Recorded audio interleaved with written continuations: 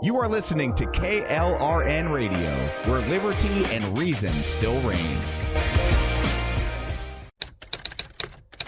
All writers are prone to becoming so attached to our characters and stories that we struggle to see why a passage may not be working.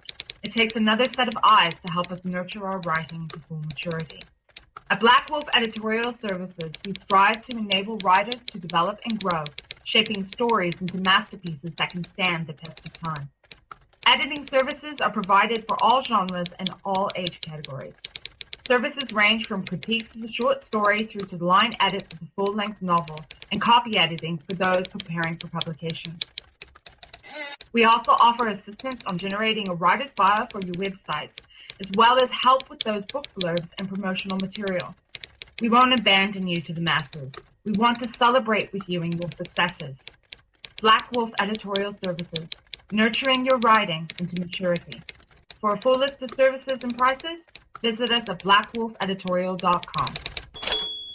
Individuals and businesses with tax problems, listen carefully. Do you feel like you're losing control over your finances? If you owe over $10,000 in back taxes or have unfiled tax returns, we can help you take back control. The IRS is the largest and most aggressive collection agency in the world, and they can seize your bank account, garnish your paycheck, close your business, and file criminal charges. Take control of your tax problems now by calling the experts at Tax Mediation Services and take advantage of the Fresh Start program and new laws that may allow us to negotiate a settlement for the lowest amount possible. Our team of tax attorneys and enrolled agents can stop collections and get you protected so you can take control of your financial future. Tax Mediation Services is accredited by the Better Business Bureau. Call now for a free case review and a price protection guaranteed quote. Call Tax Mediation Services now at 800-610-9050. That's 800-610-9050. 800-610-9050. KLRN Radio has advertising rates available. We have rates to fit almost any budget. Contact us at advertising@klrnradio.com.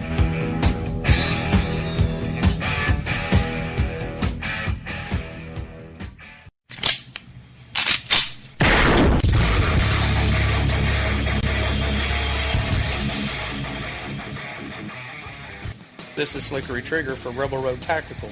With proper care and feeding, your pistol will be ready when you need it, there to save your life. Shouldn't your gear be that good? Whether you need a holster for comfortable everyday carry or a tough-as-nails holster for your next training course, Rebel Road Tactical has what you need. Check us out on the web at rebelroadtactical.com. Tired of paying outrageous prices for Viagra? Well, we have great news for you. Now you can finally get Viagra at huge discounts. Healthy Man allows you to save up to $500 on Viagra. Why pay U.S. pharmacy prices of $15 per pill or more when you can get Viagra for less than $3 a pill? Call today and get 40 Viagra pills for only $99. This can cost as much as $600 at your local pharmacy. You can't afford not to call us. If you want Viagra at the lowest prices, never pay $15 a pill pharmacy prices again. Get Viagra for less than $3 a pill. Call 1-800-516-7602 today and save up to $500 and get 40 pills for just $99. Healthy Man is fast, easy, and affordable. Operators are waiting at 1-800-516-7602 to take your call right now. Call 1-800-516-7602. That's 1-800-516-7602. Again, 1-800-516-7602.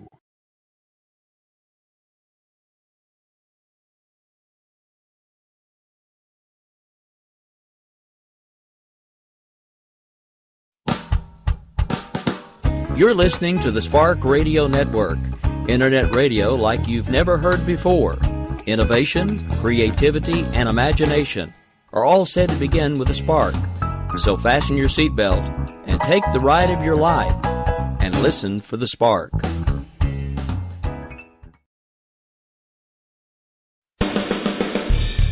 They say we offer simple answers to complex problems. Well, perhaps there is a simple answer. Not an easy answer, but simple. It's common ground. It's common ground. It's common ground. It's common ground. We have serious problems to solve, and we need serious people to solve them. Republicans and Democrats. All right, folks. Well, happy Saturday morning. It is just a few minutes past the hour. You're listening to Finding Common Ground on KLRNradio.com. And I am one half of the crew, Mr. Rick Robinson, and I'm joined today by Mr. Bryce Robbins, who is now officially a college student that has been too busy to show up for work the last couple of weekends. No, I'm just busting your balls, man. How you doing? I'm good. How are you? And it was only 1 week. I was so busy. No, it was 2. It was 2? Yeah, it wasn't 2 in a row, but there have been two recently. Oh, okay. All right, no, I've been good. Catching a little sickness right now, but I've been good. Just been, I guess I haven't been paying attention too much to the news. I thought I have, because you just told me about Donald Trump apparently now acknowledging climate change. I mean, that's still not what I want, but it's closer than it was before. Well, I mean, like I said off air, you've got to be feeling pretty good right now, though, because both front runners at this point are acknowledging that climate change is actually a thing, because, you know, not a few short months ago, Donald Trump was calling it a Chinese hoax, which I thought was, even though I'm not a climate change supporter, I still thought was a little nuts. We have Hillary Clinton, who has now adopted Bernie Sanders' free college plan, for the most part. We had Donald Trump on the Dr. Oz show the other day talking about how we needed to expand Medicaid. We have him now talking about a 6-week, not a 12-week paid maternity program. All of the conservative pundits, when Bernie suggested the 12-week program, were like, oh my God, how are we going to pay for it? Oh, Trump said 6 weeks? Yeah, we're good with that. Then we have the earned income credit for childcare, which when Bernie suggested much the same thing, everybody was like, huh? But now Trump said it, and they're like, yay! And I'm just thinking, holy crap, the Democratic Party and the Republican Party are now both one and the same under the banner of the ice cream party, because we're going to give everybody whatever the hell they think they want to make sure we get elected. Who cares? Fun times, fun times. Well, I have a couple things to say to that. One, with your first statement, I am not a supporter of climate change. I think that in itself makes no sense, because it's not like one supports or doesn't support the idea of climate change. You either accept the scientific suggestion that climate change is real, or you don't believe in what the scientific suggestion states, therefore not believing the scientists. The overarching consensus. It's not really I believe in climate change, just not the way you believe in climate change. Yes, the climate changes. It is called weather. Yes, but scientists suggest that, overarchingly suggest that man contributes to it dramatically. And how much money has the climate change industry made off of those scientists, and how much money have they gotten in return? And how much money has the fossil fuel industry gotten for... I mean, that makes no sense. In fact... No, it makes perfect sense, because the simple fact of the matter is the truth is somewhere in the middle. The climate change folks are too far on one side. The fossil fuel folks are too far on the other. Simple fact of the matter is what we need to do is put all the BS to bed and realize that we need to do what we can to make sure that we're better stewards for our planet. If that means slowly starting to move away from fossil fuels, I'm okay with that. But let's find a way to do it that makes sense, because forcing all of these things down our throats that don't work, that are super expensive, that wind up being government supported and funded, and then makes it even more expensive, because back to Economy 101, folks, and Civics 101, what happens when the government starts paying for crap? It gets more and more and more expensive. Case in point, all of the grants and everything for college drive up the price of college admissions every year, because the folks that are running the colleges are like, hey, these kids are getting over half the money from the government to pay for tuition, so that means we should be able to raise prices more.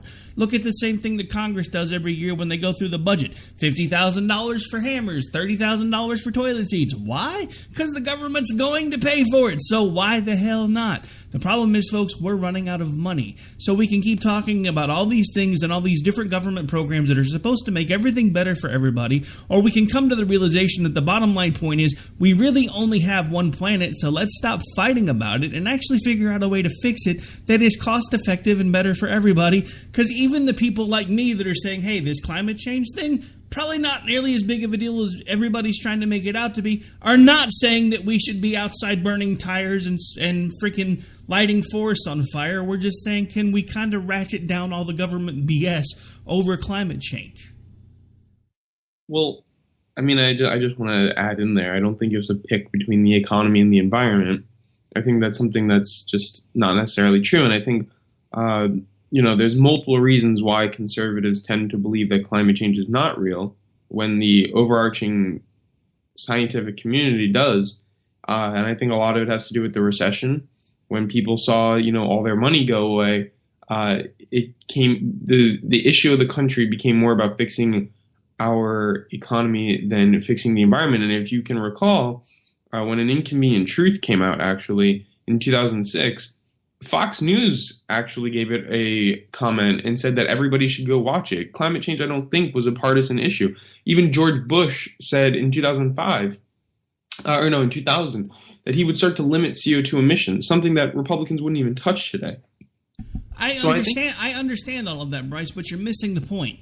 How much have we already done for climate change? How much more do we ourselves have to do when the rest of the country is looking at us going, screw you, man, I'm making money over here. Look at China. They have zero emission laws. Zero. So how exactly are we?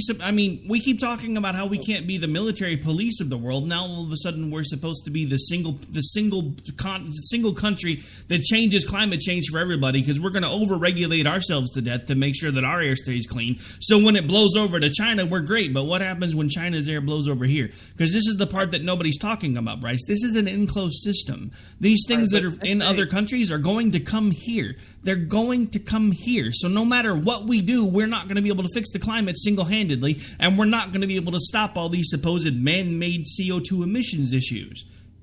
Well, that's not true again, because if you look at, there was an essay recently written, actually it was a couple years back, I believe it was in Time, or it was in some magazine, and they talk about some scientists who decided to adjust our CO2 emission output. So instead of saying China produces 100, whatever's of CO2 and the United States produces 50, he actually adjusted the numbers and said, instead of saying the producer will get the label of CO2 emissions, we're going to give that label to the consumer. So they took all the CO2 emissions that Chinese factories are producing that is then consumed by the United States and gave the CO2 emissions to the United States. It actually turns out that the United States and Europe still lead the way in fossil fuel emissions with our consumption rates. So when we were really looking at who needs to take the stand in fighting climate change, the United States absolutely needs to lead the way. Europe needs to lead the way. China still needs to lead the way as well. So hang on, folks. Hang on. Just to make sure we're clear, at this point, these guys wrote an essay to prove their point by cooking the books. Because you can't give the CO2 emissions to the consumer because we're not the ones that are producing the goods at this point, Bryce. We barely make anything at all in this country anymore. So BS. What do? We make Japanese cars and trucks now. Ford's moving to Mexico. We have 5% of the population. We have 5% of the population and are the second largest producer of CO2 emissions. And that's 5% yeah, but that's using that same cookbook mentality that you were talking about a second ago. When books, they're just blatant. No, it's facts. BS, dude. You can't. Because you're using the same mentality that the stupid idiot that wrote the essay wrote that said we should give the carbon emissions to the people that are buying the things from China because it's their fault that they're using so much CO2. That's BS, and you know it. That is really. Yes, it is. I don't see how that's BS. That's just a way of looking at it. No, it's a skewed fact. It's not even the truth, man. And the fact that you keep spouting all this stuff that you know in your heart is not true really annoys me. I know in my heart that there's a problem that humans are drastically pumping CO2 emissions into the atmosphere that is thickening our atmosphere, that is, as a result, not allowing sunlight to escape, which is bouncing off of our atmosphere, hitting back to the Earth, and the word you're looking for was ionosphere, genius. Sure.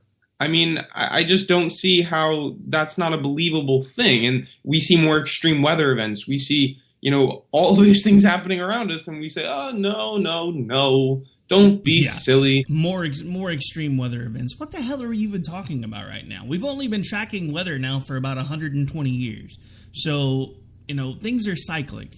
Look, you and I are never going to agree on climate change because I think it is a non-issue. Because according to the godfather of climate change, we weren't supposed to have any icebergs in the North Pole anymore by now. That's not true. He said in 50 years from now. No. He specifically said in 2015 the polar caps will be gone. What are we now? 2016? Still lots of polar caps. Where'd they go? I challenge you to that quote because I just watched An Inconvenient Truth a couple days ago, and he said in around 50 years from 2006. So I'm just saying. And also, I challenge you to one statistic here that I want you to tell me. The world has never surpassed 300 parts per million of CO2 in its atmosphere, and we can date this back 800,000 years through ice core dating in the Arctic, because bubbles of atmosphere get trapped in the ice, and they can, however they do it, with their isotope whatever, figure out what made up the atmosphere at the time. And they could tell us that the world's atmosphere of carbon never surpassed 300 parts per million. We are now at 400 parts per million. And this all of a sudden started around the Industrial Revolution, if you look at the charts. Are we just going to state, oh, that's just a silly coincidence? Or should we start to be alarmed? And I think the big problem is that if you look at the amount of scientists who say climate change is real, and then look at the media and their pundits who aren't even, officials, who aren't even scientists, who debate on climate change with no legitimacy behind them, I think we should go with what the scientists say. And you can give the argument, oh, the numbers are cooked, the books are lying, but that's really a straw man argument. I never made that argument, and that's a little ridiculous. No, I made that argument. I made that argument because you're talking about somebody who had the bright idea of, well, we should blame the people that are buying the products for the carbon emissions that China's putting out. So therefore, even though we're the ones that are over-regulating ourselves basically to extinction, we're still the largest producers of carbon dioxide on the planet because we're buying all of China's stuff. That is BS, and you know it. China would look. It doesn't matter at this point. So basically, what you're saying is what we need to do, because we've already gotten to the point where we have this EPA, which is a mammoth, is doing nothing but devouring everything that it can to continue to justify itself. We already get to the point where there's thousands and thousands and thousands of extra dollars spent on vehicles that don't really accomplish much of anything anymore, because we've already gotten our emissions about as low as they're going to be able to get using the stuff that we have right now, but we still have to keep making all of these changes to get it just that much lower, which continues to increase the cost of an overall vehicle. So what you're saying is, at this point, the only way the U.S. could actually finally start doing something about climate change is to let Mexico buy all of China's shit. That's no. No. In the circular logic of that essay that you keep talking about, that is exactly it. Because if we're going to be blamed for the products that we buy, not for the country that's producing them, then the best thing that we could do for the climate change to fix the numbers is to let somebody else buy all of China's stuff, not us. Because then they'll be the second larger producer of CO2, because it's our fault because we buy their stuff. In that essay, he's simply just attaching who consumes the product. Exactly. My point. My point. I don't have a problem with that, just for a study to tell you that the United States still is a very large producer of CO2 emissions. And even without that study, we're still by far the second largest producer of CO2 emissions. India doesn't even come close to second place, and China's in first place. So no matter how you slice it or dice it, you're either first or second, and neither is really that good. What we really need to focus on is, yes, regulation. Because like you said, how much more regulated can stuff get, Bryce? How much more regulation do we need? At this point, let's get rid of styrofoam. Let's get rid of coal. Let's get rid of all the things that are really fucking bad for the planet. Let's get rid of coal. Let's get rid of coal. Yeah, what are you going to replace it with, genius? Oh, well, first of all, we can look at... Well, first off, let's just start this argument off by noting No. Answer my question. What are you going to replace it with? It was an easy question. Don't start shifting. What are you going to replace it with? You can replace it with next-generation nuclear power plants. You can replace it with solar panels. You can so we're all going to glow in the dark. I'm sorry? Next-generation nuclear power plants. That's your answer? That's one of them. I mean, look at thorium nuclear power plants. We have the third largest thorium reserves in the world, and we don't even touch them. That could create millions of jobs, mining thorium and digging it up. And that type of nuclear power plant could recycle itself. I mean, these are the new scientific ideas of the future that just simply aren't aren't being funded. So hang on. Right, so wait, hang on. So instead of strip mining coal and ruining the environment, we're going to be strip mining thorium because it's able to be used as a pretty much infinite energy source. Then we're going to be building these big behemoth power plants that are going to be sitting about 5 miles probably from where I live, because I live out in the middle of nowhere, and God knows that's where they're going to put them all. But hey, that's the best thing to that's the best thing to do. Let's not forget all of this newfound stuff about wind energy and how we need to be moving away from a lot of things and moving back to putting windmill farms up and everything else. And yet, the wind farms are killing hundreds and thousands of birds every year. Because, hey, it's green energy, right? Who cares if the birds die? But these are the same people that are talking about the fact that, hey, we're killing birds with fossil fuels. Actually, I mean, first of all, with the nuclear power plant, if you look it up, it's called thorium liquid fluoride thorium. Please don't assume that, hey, first of all, if you're explaining it to the listeners, that's great, but please don't assume that I don't know what you're talking about, because we've only been doing this now for over a year. No, I'm going to explain it to everybody. And these are supposedly, I mean, we've already had thorium reactors in this country in the 1960s, but now they are still really underfunded. In fact, India is building the first modern prototype of that. India is leading the way, and then China is going to be soon too. Because this is supposedly the energy of the future. The United States has a lot of thorium. And, you know, you even heard New York governor, whose name escapes my mind, who was running for president recently, just mentioned it. George Pataki even mentioned it on the debate stage. So it's really something we need to take a look at, because it could be the safest form of nuclear power we could ever have. As for wind and solar panels, well, solar energy already employs more people than the coal industry, and I think that solar installation is a job that you could relatively easy give training to people in the coal industry for, installation around their part of the world, and in homes around their part of the world.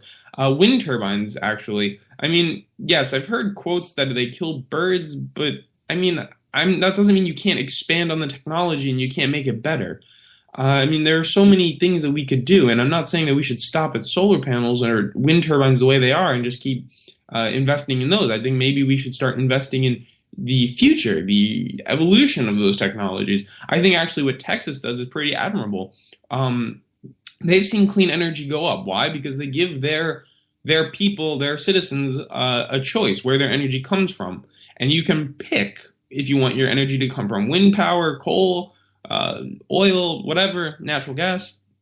And a lot more people now are picking that they want their energy to come from clean energy because they feel morally responsible when given the choice. When not given the choice, I guess they plead apathy. Oh, I didn't know. Oh, it must have come from there, and that's the only place I could get it from. Well, now you know it's not. And actually, they've seen their CO2 emissions are dropping, and they've seen that clean energy, the demand for it is going up. So wait, hang on. Don't gloss over this for a second, because I got to point something out.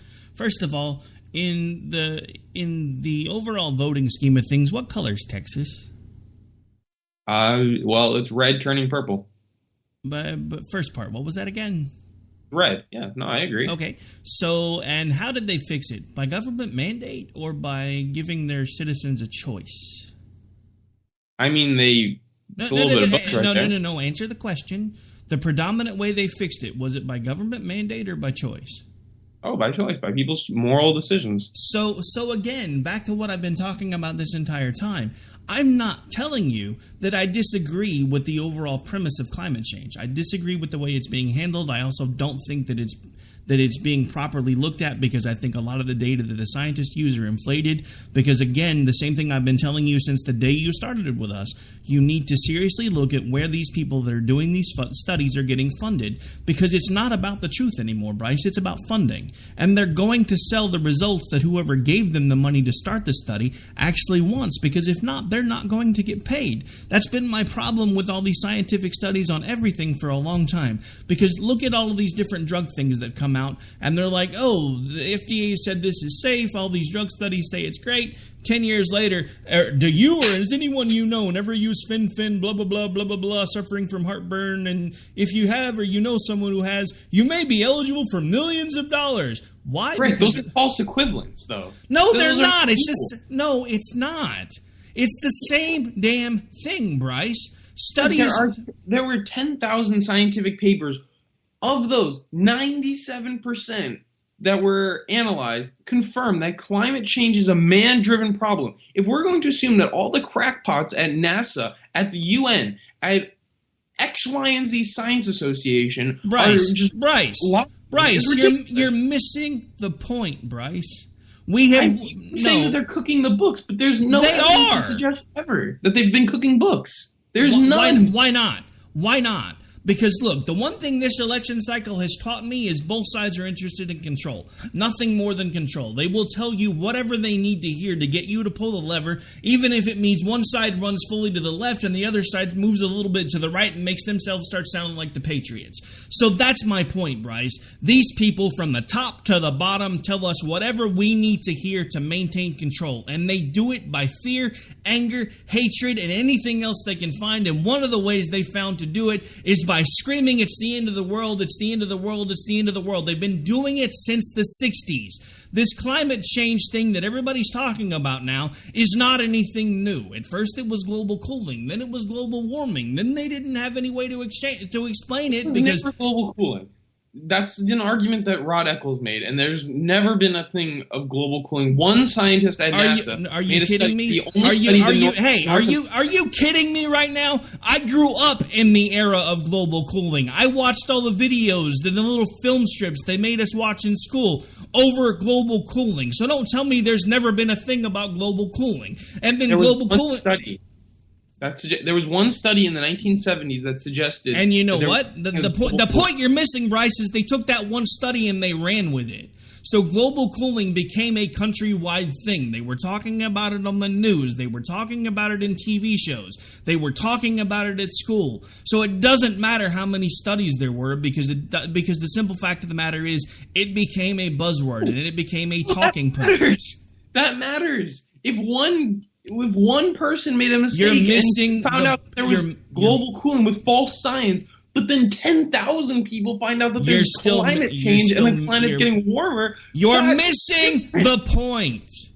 You are. That is the point. No, you're missing the point that I'm trying to make here. We have been being led around by our nose for decades in response to fear because somebody took a study and they made it a thing and then that didn't work. So they did a bunch of other studies and then they made it a new thing and then that didn't fit the model. So they did a bunch of other studies and they made it a new thing. And I'm not disagreeing with the fact that we need to take care of our planet, but can we stop being so damn fearful and actually try to fix it instead of using it as a political football?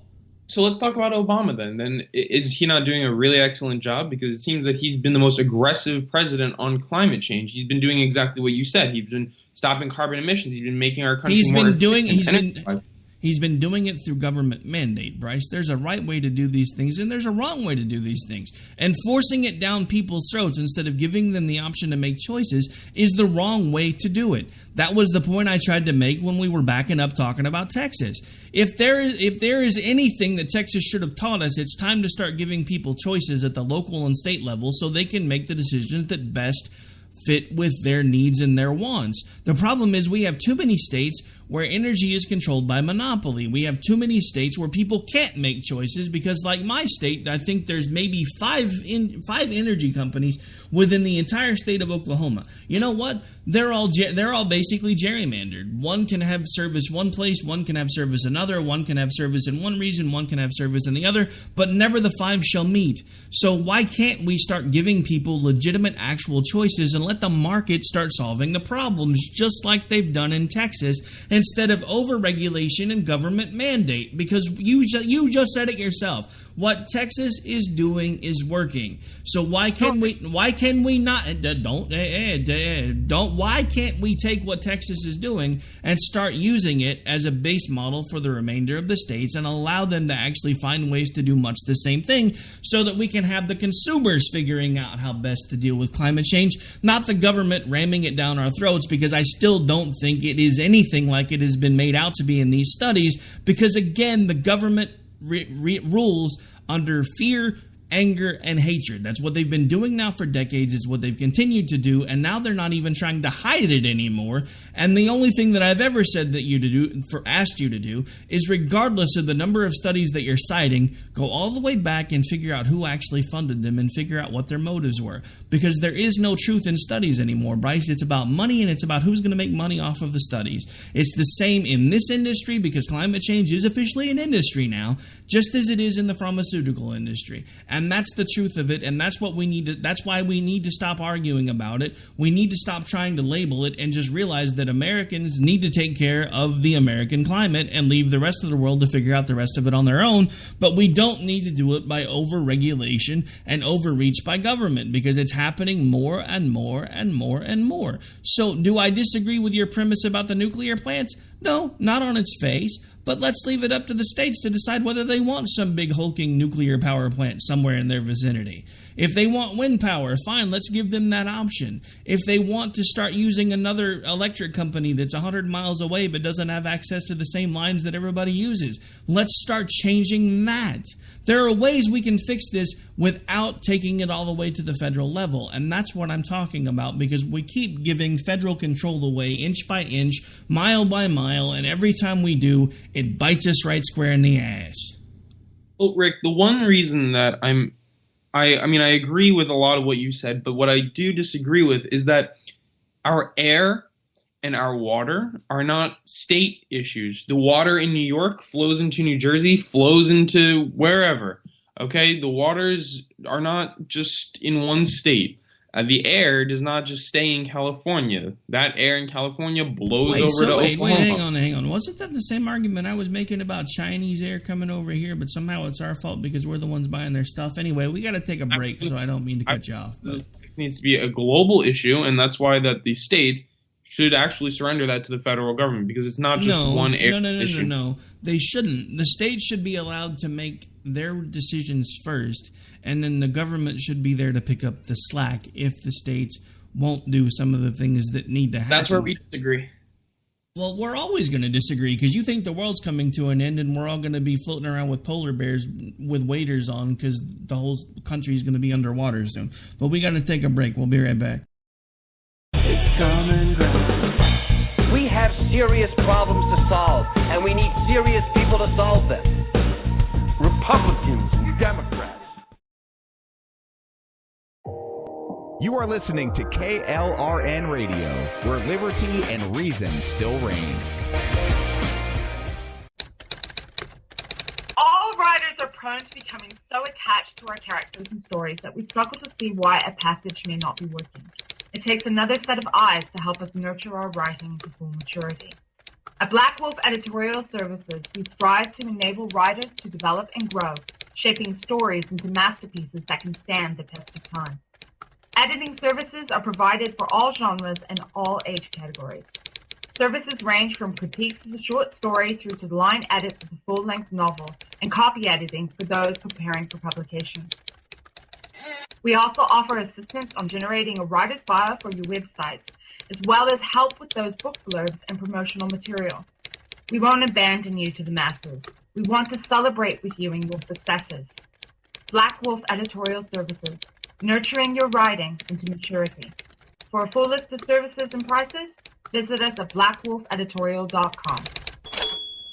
Individuals and businesses with tax problems, listen carefully. Do you feel like you're losing control over your finances? If you owe over $10,000 in back taxes or have unfiled tax returns, we can help you take back control. The IRS is the largest and most aggressive collection agency in the world, and they can seize your bank account, garnish your paycheck, close your business, and file criminal charges. Take control of your tax problems now by calling the experts at Tax Mediation Services and take advantage of the Fresh Start program and new laws that may allow us to negotiate a settlement for the lowest amount possible. Our team of tax attorneys and enrolled agents can stop collections and get you protected so you can take control of your financial future. Tax Mediation Services is accredited by the Better Business Bureau. Call now for a free case review and a price protection guaranteed quote. Call Tax Mediation Services now at 800-610-9050. That's 800-610-9050. 800-610-9050.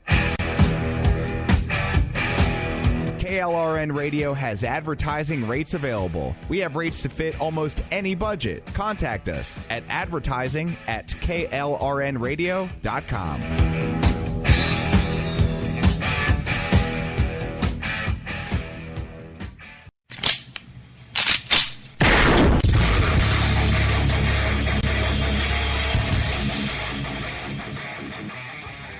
This is Slickery Trigger for Rebel Road Tactical. With proper care and feeding, your pistol will be ready when you need it, there to save your life. Shouldn't your gear be that good? Whether you need a holster for comfortable everyday carry or a tough-as-nails holster for your next training course, Rebel Road Tactical has what you need. Check us out on the web at rebelroadtactical.com. Tired of paying outrageous prices for Viagra? Well, we have great news for you. Now you can finally get Viagra at huge discounts. Healthy Man allows you to save up to $500 on Viagra. Why pay U.S. pharmacy prices of $15 per pill or more when you can get Viagra for less than $3 a pill? Call today and get 40 Viagra pills for only $99. This can cost as much as $600 at your local pharmacy. You can't afford not to call us. If you want Viagra at the lowest prices, never pay $15 a pill pharmacy prices again. Get Viagra for less than $3 a pill. Call 1-800-516-7602 today and save up to $500 and get 40 pills for just $99. Healthy Man is fast, easy, and affordable. Operators are waiting at 1-800-516-7602 to take your call right now. Call 1-800-516-7602. That's 1-800-516-7602. Again, 1-800-516-7602. Serious problems to solve, and we need serious people to solve them. Republicans and Democrats.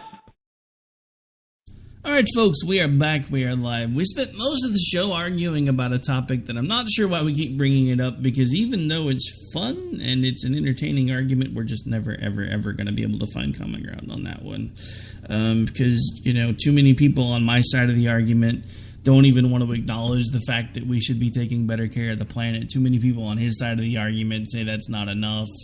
So there's no winning on that one, depending on what side of the argument you're on. Something that we can agree on is the Libertarian Party and the fact that they actually had a shot this year, and they keep continuing to shoot themselves in the foot. I know Bryce himself wasn't a supporter of Austin Peterson. I happen to have been. I think he probably would have been one of the better choices for the Libertarian Party because he would have been able to reach a lot of the disenfranchised conservatives. Libertarians, however, didn't necessarily want us disenfranchised conservatives because they were afraid they would eventually just become another conservative party. Well, oddly enough, they avoided conservatives, and now they basically are sounding more and more like the Democrats, much like the Democratic Party themselves, and now even the Republican Party. So we have a Democrat running the Republican Party. We have a Democrat with socialist leanings running the Democratic Party, and we have a straight-up Democrat running the Libertarian Party. Fun times, fun times. Pick one. No matter which one you pick, you still get a Democrat. Bryce, you should be feeling really good right now. I know I keep saying that, but I mean, I really don't, but look, I mean, I agree with a lot of what Hillary Clinton's saying now, but I don't know if that's what she means. I hope it is. It's not. It's not. Just to make sure we're clear, it's not. I don't necessarily believe a lot of what Donald Trump is saying, and I've been telling people that, but let me tell you why, even though I know that he's only pandering for votes, that I'm not willing to pull the lever for the guy. And it doesn't have any, in this instance, it doesn't have anything to do with him being crazy, insane, unstable, all the things that I've been saying now for months.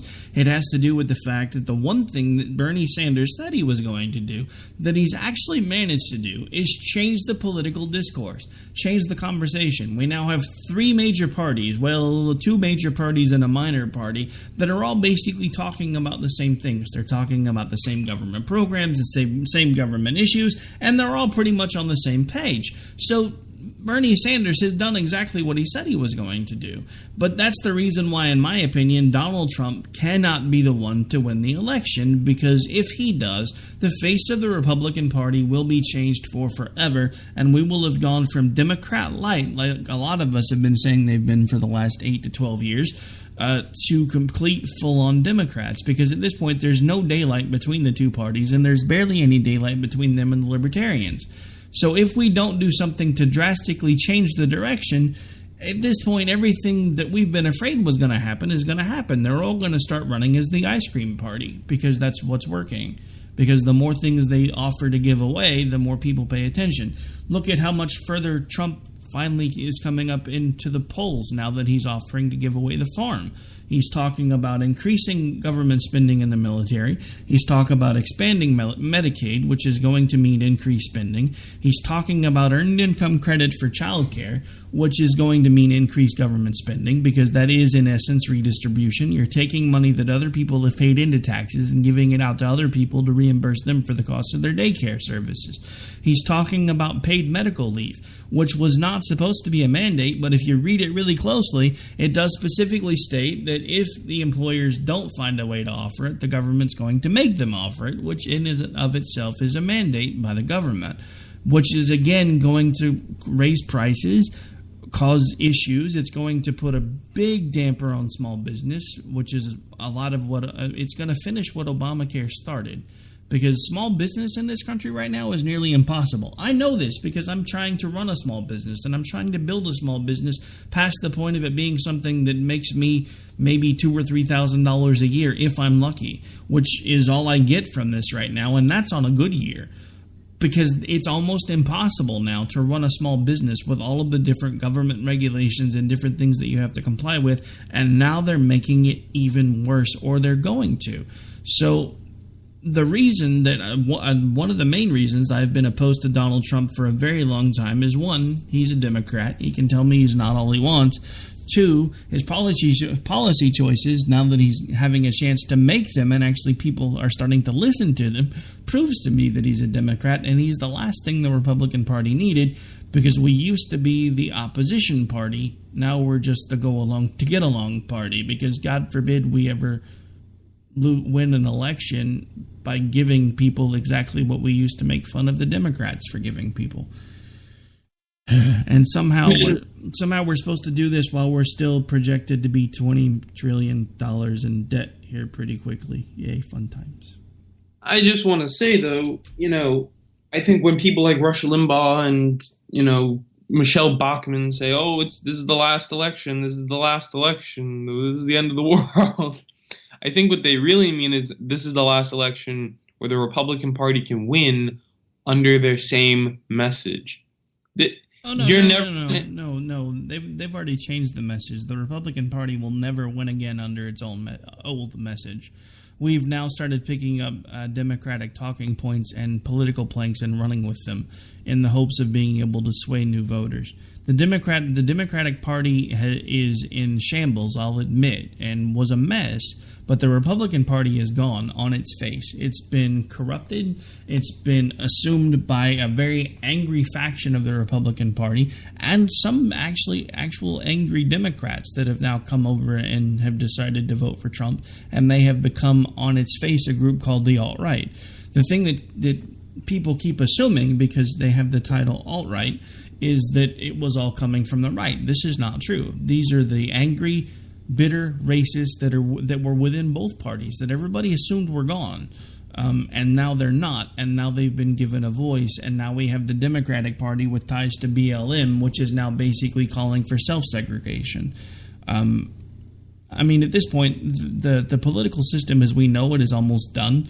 I'm not sure what's going to wind up replacing it. I'm not sure if we'll get one more election out of it past this, maybe two, before something drastic happens. Because if we don't find a way to put common sense back on the playing field, we're probably within 8 years away from a race war. Because nobody's talking about the things that really matter anymore, because we're too busy being angry with each other over things that happened hundreds and hundreds of years ago. I don't think that not all the people in Black Lives Matter, or even most of them, are angry about what happened hundreds and hundreds of years ago. I think they're a little upset about what's happening now. Really? Then how come every single one of them that gets a voice and gets a microphone starts talking about reparations, starts talking about slavery?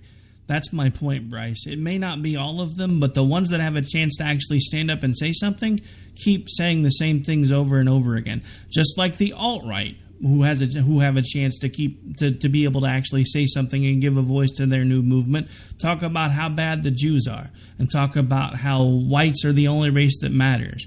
The point I would focus not on these hate groups or on these segregationists or these radicals, but I would focus more on the fact that the Republican Party will never win again because Donald Trump is starting to swing that, but they're opposed to gay marriage, or at least they've given off that persona. They're just a bunch of, what at least is perceived to be old white religious people. And that is not a turn on for the young voter, for the new voter. They want to vote for somebody who they think is going to bring change. And I'm not saying whether or not Obama has. I mean, I think Obama's done an excellent job for the economy. But what you can say hang on. An excellent job for the economy? We have a GDP of 2% right now. How is that an excellent job for the economy? We have more people on food stamps today than we had in 2000. How is that an excellent job for the economy? Did I go down the numbers? We have the lowest poverty rate since 1968. He's added 10 million jobs. He came in during one of the biggest deficits in this country. Hang on. The lowest poverty rate since 1968? Are you kidding me right now? That's like saying that we have the lowest unemployment rate since 1968. The difference is, Bryce, they've changed the calculations. They've changed the game by changing the numbers. That's the same point I've been trying to make to you about all these climate change studies that you keep wanting to spout. These people keep changing the game by changing the numbers, and we keep going along with the change of the numbers. If we put the chronically underemployed or unemployed back into the employment equation, we would have the lowest employment rate probably since the Great Depression. But nobody wants to talk about that because, they're just not looking for work anymore, so they've given up. So we shouldn't count them as unemployed anymore. We should just stop looking at those people. No, that's not true because they're not working. This is according to the LA Times, and I mean, if you're just going to continue to say that's a great source. The LA Times, there's a good place to be quoting. They're just a source that's carrying it. I mean, I'm sure it's probably from the Associated Press, but stating that real median household incomes are back up since the lowest since 1999. They're now at $56,000 for the median income in America, and in 2014 it was only $53,000. So, and in the recession is when it starts to go down. So that's a good thing. Where are they getting the data from, Bryce? You're missing the point. If you're going to keep taking articles on face value, then you're never actually going to find out the truth. That's been my point to you now for nearly 15 months.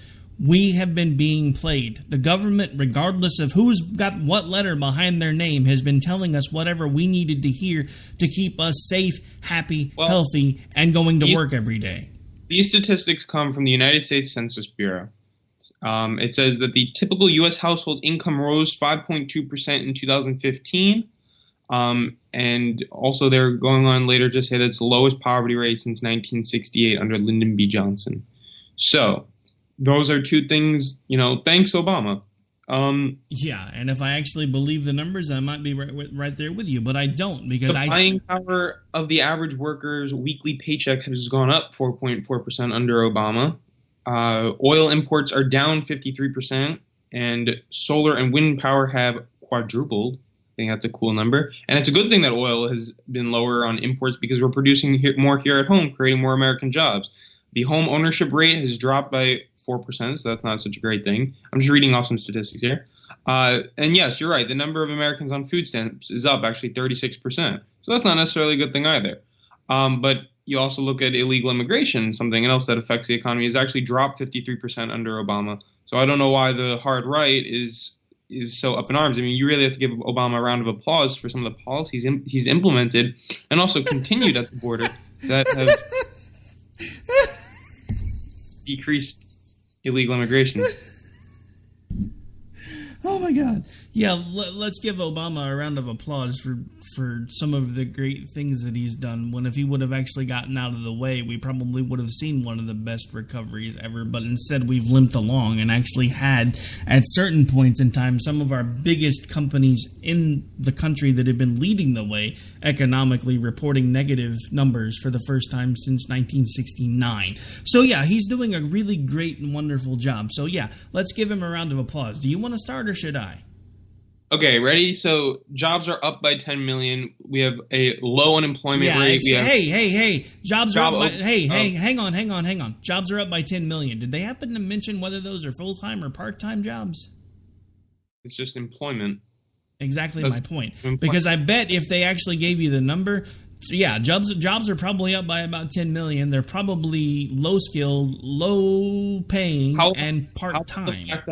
How about the fact that the United States trade deficit is down 24%, something that neither Reagan nor Bush even touched?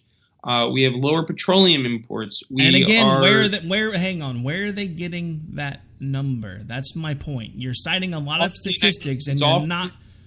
But you're missing the point. Do the sources that you cite actually tell you where they're getting this data, or are they just pulling it out of their ass? I mean, from what it looks like, this is from the United States Census Bureau. This is also from the Bureau of Labor because our government's never lied to us before. I mean, if you're not going to take the statistics from the government... Look, Bryce, hang on. You're missing the point. Does everybody remember back in 1999, 2000, when everybody was talking about how great the economy was under the Clintons, and how they started putting out all these papers and stories and statistics that showed that it was some of the best economic times we'd ever had. And then as soon as a Republican took office, all of a sudden we had Enron, because it turns out that they were propping up that company for about 6 to 9 months, not telling anybody how bad it was, which was a real shocker to the already starting to struggle economy that nobody was talking about. Enron was a private company. Yeah, except that was not the government doing. Yes, it was. Go look it up yourself. I'm done doing your homework. You're an adult now. Go look it up. I mean, I understand that, and I actually have researched Enron, the energy company. I've researched it. I watched the movie The Smartest Man in the Room. Because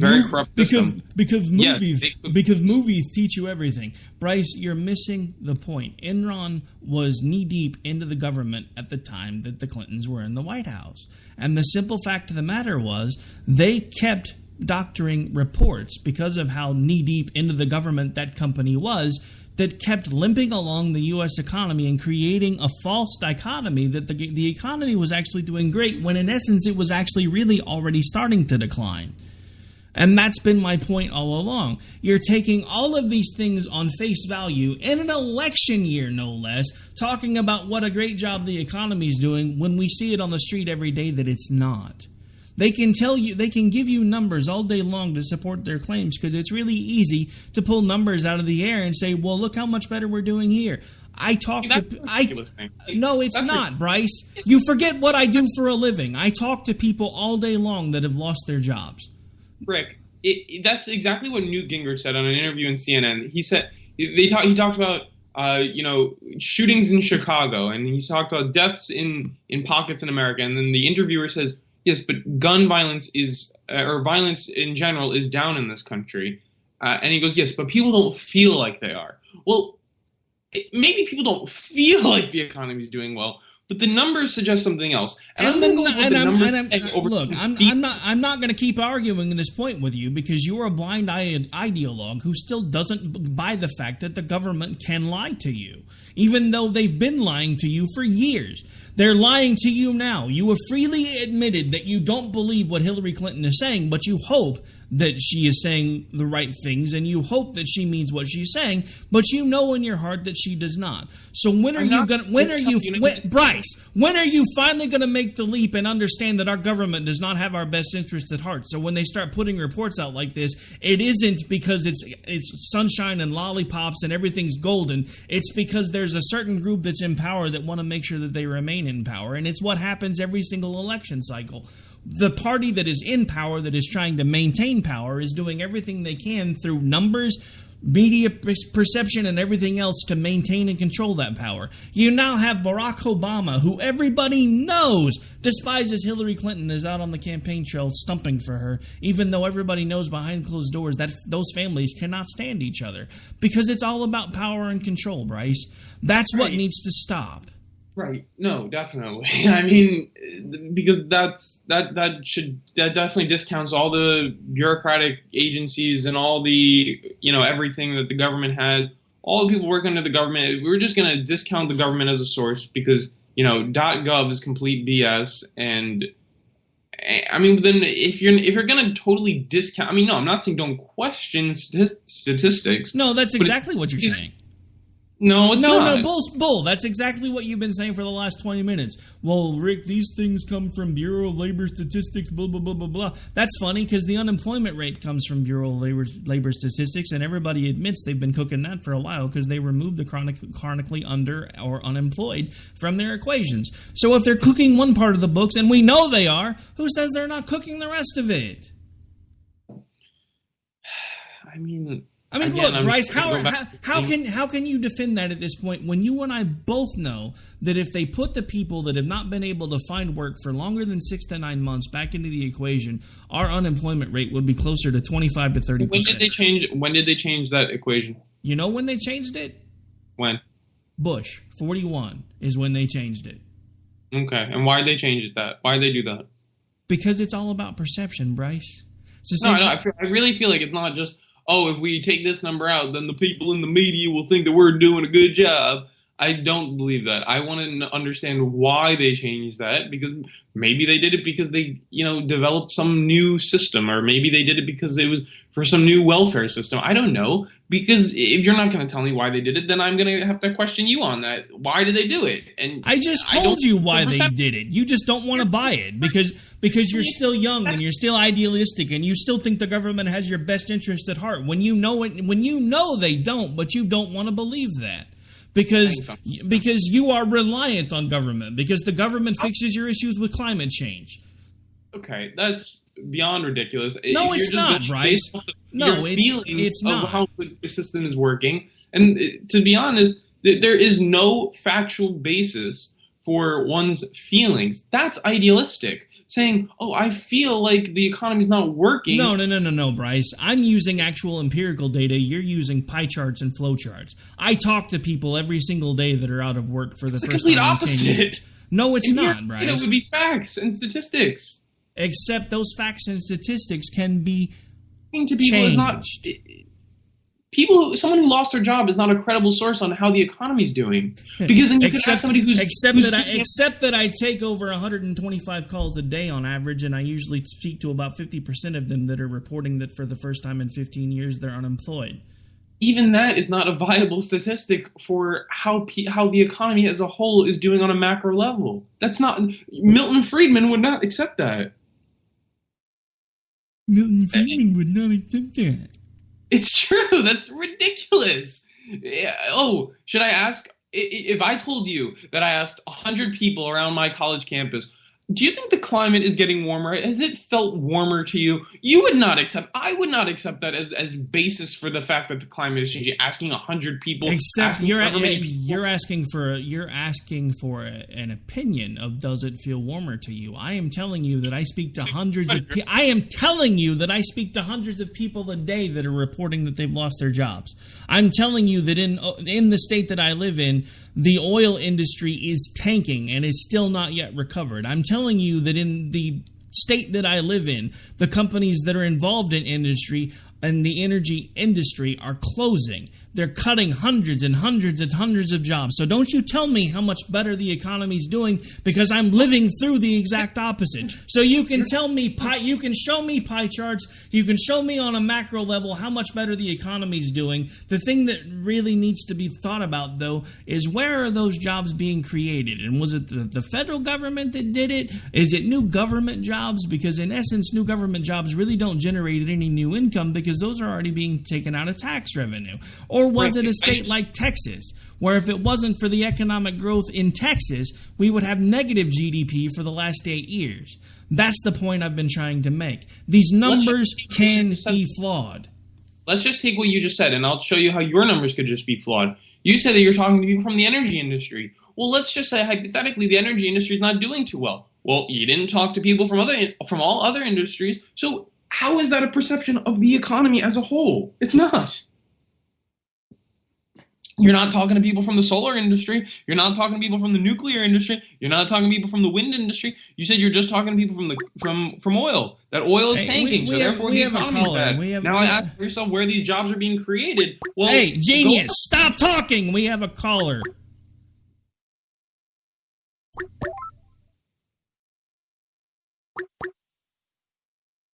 And Bryce. Hello.